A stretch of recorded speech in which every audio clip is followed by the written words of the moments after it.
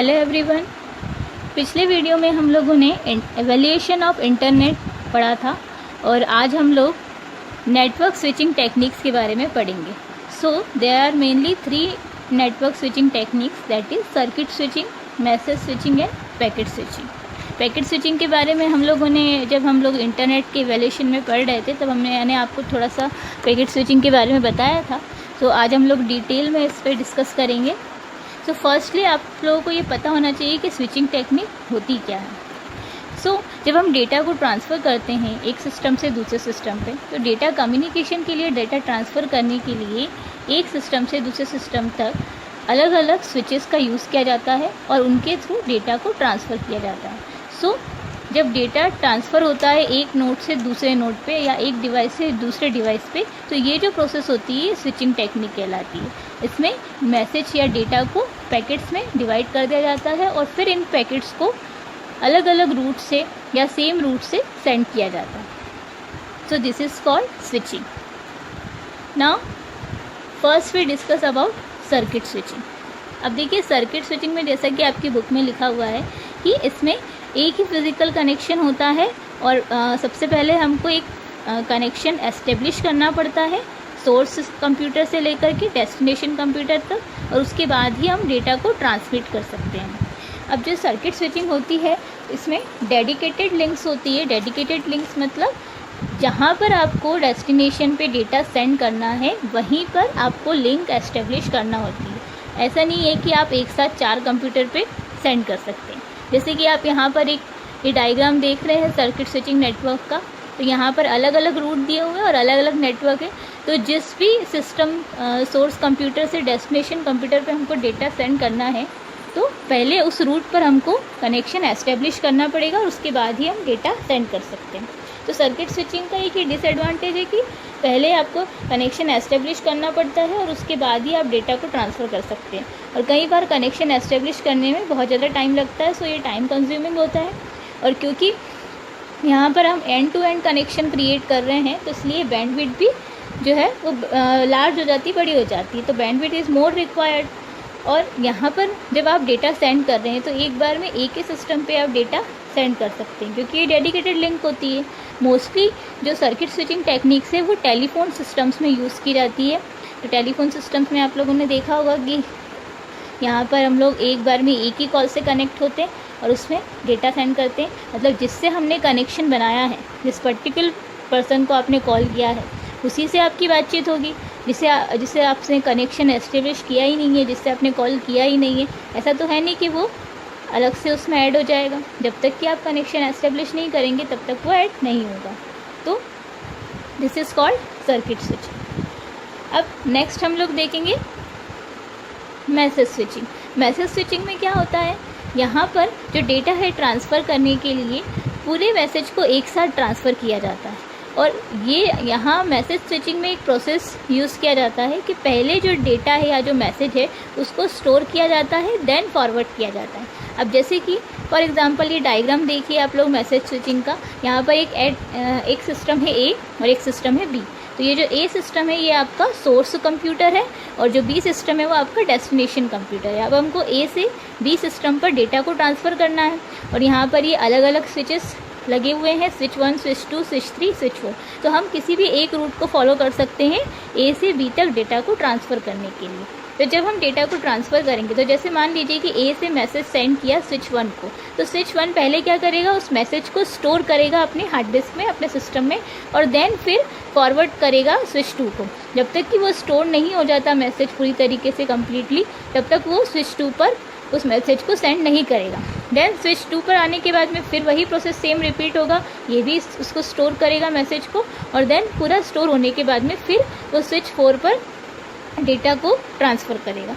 और इस तरीके से बी तक आपके डेस्टिनेशन कंप्यूटर तक डेटा ट्रांसफ़र हो जाएगा। तो यहाँ पर क्या हो रहा है कि पहले स्टोर हो रहा है देन फॉरवर्ड हो रहा है। तो इसलिए जो मैसेज स्विचिंग है उसको स्टोर एंड फॉरवर्ड टेक्निक भी बोला जाता है। और क्योंकि यहाँ पर store and forward technique use हो रही है तो आप देख रहे हैं किस तरीके से टाइम कंज्यूमिंग है ये, और इस वजह से ये जो है इसमें डिले होता है। सो मैसेज स्विचिंग जो टेक्निक है वो मोस्टली ज़्यादातर यूज़ नहीं की जाती है। इसके बाद में नेक्स्ट हम लोग देखेंगे पैकेट स्विचिंग।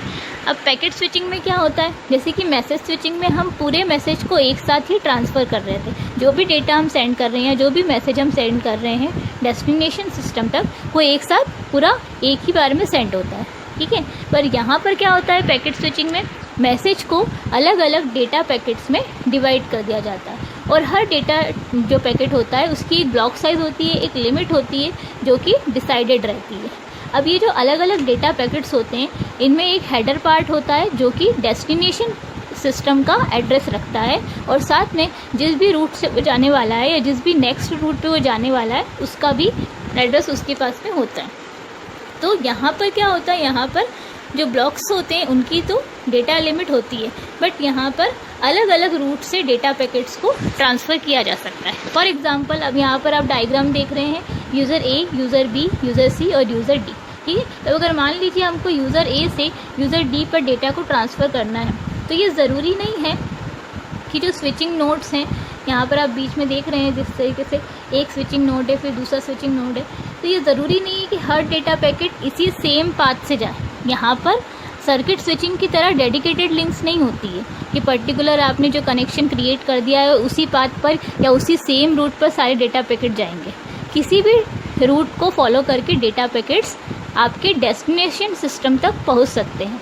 तो यहाँ पर एक बेनिफिट ये है कि डेडिकेटेड लिंक्स नहीं होती है, एक पर्टिकुलर कनेक्शन नहीं होता है। तो अगर लिंक मान लीजिए फेल भी हो जाती है तो दूसरे लिंक का यूज़ करके या दूसरे कनेक्शन का यूज़ करके आपके डेटा पैकेट्स डेस्टिनेशन सिस्टम तक पहुंच जाते हैं। और दूसरा यहाँ पर आप देख रहे हैं कि क्योंकि डेटा पैकेट्स अलग अलग रूट्स का यूज़ कर रहे हैं, तो जो बैंडविड्थ होती है वो भी कम हो जाती है, ठीक है। तो इस तरीके से आप लोगों ने देखा कि पैकेट स्विचिंग किस तरीके से बेटर है मैसेज स्विचिंग से और सर्किट स्विचिंग से। अब अगर हम इनका कंपैरिजन देखें तो पहले हम लोग मैसेज स्विचिंग को कंपेयर करते हैं पैकेट स्विचिंग से। तो मैसेज स्विचिंग में कोई लिमिट नहीं होती है ब्लॉक्स की, पूरा मैसेज एक साथ ट्रांसफ़र होता है एक सिस्टम से दूसरे सिस्टम पर, जैसा कि मैंने आपको बताया था। और पैकेट स्विचिंग में हम क्या करते हैं, मैसेज को अलग अलग ब्लॉक्स में या आप कह सकते हैं कि अलग अलग स्मॉल डेटा पैकेट्स में डिवाइड कर देते हैं, और देन फिर हम लोग उसको सेंड करते हैं। और वो जो स्मॉल डेटा पैकेट्स होती है उनकी जो साइज़ होती है वो फिक्स्ड होती है, ठीक है। फिर अगर हम सेकंड देखें तो डेटा पैकेट्स जो रहते हैं वो स्टोर किए जाते हैं हार्ड डिस्क में और देन सेंड किए जाते हैं अदर स्विच पे। ऐसा किस में होता है, मैसेज स्विचिंग में, क्योंकि इसमें store and forward method use होती है। बट पैकेट स्विचिंग में ऐसा नहीं होता है। पैकेट स्विचिंग में जो डेटा पैकेट्स होते हैं उनको मेन मेमोरी में ही स्टोर किया जाता है, देन नेक्स्ट स्विच पे ट्रांसफ़र कर दिया जाता है। अब नेक्स्ट हम लोग बात करें एक्सेस टाइम। तो जो डेटा पैकेट्स हैं उनका एक्सेस टाइम ज़्यादा होता है पैकेट स्विचिंग के कंपैरिजन में, क्योंकि पहले ये क्या कर रहे हैं, पूरे मैसेज को स्टोर कर रहे हैं और देन फॉरवर्ड कर रहे हैं। तो हार्ड डिस्क में स्टोर करने में ज़्यादा टाइम लगता है, जिसकी वजह से इसका जो एक्सेस टाइम है वो ज़्यादा होता है। और यहीं पे अगर हम पैकेट स्विचिंग की बात करें तो इसका एक्सेस टाइम कम होता है, क्योंकि ये डेटा पैकेट्स को स्मॉल पार्ट्स में डिवाइड करके देन अलग अलग रूट से सेंड करता है, जिससे कि डेस्टिनेशन सिस्टम तक आपका डेटा बहुत ही फास्ट और एफिशिएंट वे में पहुंच जाता है। फिर अगर हम लोग बात करें कि एक्सेस टाइम यहाँ पर मैसेज स्विचिंग में ज़्यादा है, तो ऑब्वियसली जो इसका थ्रूपुट है वो इफेक्ट करेगा, और जिसकी वजह से अगर हम कंपेयर करें पैकेट स्विचिंग से तो मैसेज स्विचिंग का जो थ्रूपुट है वो स्लो होता है। और यहीं पर अगर हम पैकेट स्विचिंग टेक्निक यूज़ करते हैं तो उसका जो थ्रूपुट है वो as compare to message switching improved है, फास्ट। इसी तरीके से अगर हम कंपेयर करें सर्किट स्विचिंग और पैकेट स्विचिंग को, तो यहाँ पर हमने कुछ पॉइंट्स लिए हैं और जिसके कंपैरिजन से हमने इन दोनों को कंपेयर किया है। डेडिकेटेड कॉपर वायर, जब हम सर्किट स्विचिंग की बात करते हैं तो वहाँ पर हमको एक डेडिकेटेड कनेक्शन, एक डेडिकेटेड लिंक बनानी पड़ती है, जिसके लिए हम लोग कॉपर वायर्स का यूज़ करते हैं। तो ये सर्किट स्विचिंग में होता है, इसलिए दैट्स वाई यहाँ पर यस लिखा हुआ। और पैकेट स्विचिंग में कोई डेडिकेटेड लिंक्स नहीं होती, कोई पर्टिकुलर रूट नहीं होता है, तो इसलिए यहाँ पर नो है, ठीक है। और सर्किट स्विचिंग जो है टेलीफोन सिस्टम्स में यूज़ की जाती है और पैकेट स्विचिंग जो है वो रियल टाइम सिस्टम्स में यूज़ की जाती है। इसी तरीके से हम लोग बात करें नेक्स्ट बैंडविड्थ, तो यहाँ पर सर्किट स्विचिंग में फिक्स्ड बैंडविड्थ होती है कि आप पहले कौन से सिस्टम से कौन से सिस्टम तक आपको डेटा सेंड करना है, वहाँ पे वो कनेक्शन बना लेते हैं, लिंक बना लेते हैं, तो जो बैंडविड्थ होती है वो फिक्स्ड होती है, कि उसी रूट में डेटा, सारे डेटा पैकेट्स को एक ही रूट फॉलो करना होता है। पर यहाँ पर पैकेट स्विचिंग में ऐसा नहीं है, किसी भी रूट को फॉलो करके डेटा सेंड किया जा सकता है। तो बैंडविड्थ हर बार अलग अलग होगी, इसलिए जो बैंडविड्थ है वो डायनामिक होती है। फिर अगर हम थर्ड बात करें तो पार्शियली वेस्टेड बैंडविड्थ, तो सर्किट स्विचिंग में अगर देखा जाए तो वेस्टेड बैंडविड्थ है, क्योंकि वो कई बार बहुत ज़्यादा मोर रिक्वायर्ड, अगर जितना बड़ा कनेक्शन होगा उतनी ज़्यादा बड़ी बैंडविड्थ होगी, और पैकेट स्विचिंग में ऐसा नहीं होता, इसलिए यहाँ पर नो लिखा है। फिर नेक्स्ट हम लोग बात करें स्टोर एंड फॉरवर्ड ट्रांसमिशन। तो स्टोर एंड फॉरवर्ड ट्रांसमिशन की जो प्रोसेस है वो सर्किट स्विचिंग में नहीं यूज़ की जाती, बट पैकेट स्विचिंग में यूज़ की जाती है। पैकेट स्विचिंग में पहले वो मेन मेमोरी में डेटा को स्टोर करता है, देन ट्रांसफ़र करता है, और सर्किट स्विचिंग में ऐसा नहीं होता है, वो स्टोर नहीं करता है, वो डायरेक्ट मैसेज को फॉरवर्ड करता है, डेटा को फॉरवर्ड करता है।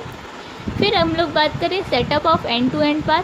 तो एंड टू एंड पाथ जो होता है वो सर्किट स्विचिंग में रिक्वायर्ड होता है, यहाँ पर डेडिकेटेड लिंक्स होती है, बट पैकेट स्विचिंग में एंड टू एंड जो पाथ होता है वो रिक्वायर्ड नहीं होता है। किसी भी रूट से आपका जो डेटा है वो डेस्टिनेशन सिस्टम तक पहुंच जाता है। फिर हम लोग बात करें नेक्स्ट पॉइंट की, तो each packet follow same route. अब मैंने अभी आपको बताया था कि डेडिकेटेड लिंक्स होने के कारण जो सारे डेटा पैकेट्स हैं वो सेम रूट को फॉलो करते हैं, किसमें, सर्किट स्विचिंग में।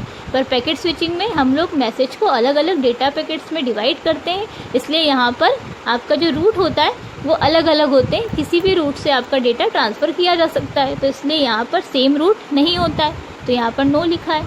फिर लास्ट आप देखेंगे व्हेन कैन कॉन्गेशन ऑकर। तो यहाँ पर आप देखेंगे कि जब हम सर्किट स्विचिंग में पहले क्या करते हैं, कनेक्शन एस्टेब्लिश करते हैं, देन डेटा ट्रांसफ़र करते हैं, तो यहाँ पर सेटअप टाइम पर ही ऐसा होता है।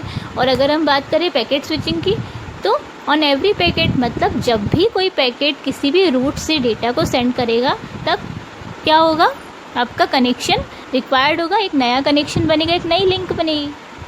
तो इस तरीके से हमने यहाँ पर सर्किट स्विचिंग, पैकेट स्विचिंग में डिफरेंसेस देखे, और ये सारी जो होती है ये आपकी नेटवर्क स्विचिंग टेक्निक्स होती हैं। आगे हम लोग ट्रांसमिशन मीडिया के बारे में पढ़ेंगे, किस तरीके से डेटा ट्रांसफ़र किया जाता है और कितने टाइप के ट्रांसमिशन मीडिया होते हैं। Thank you.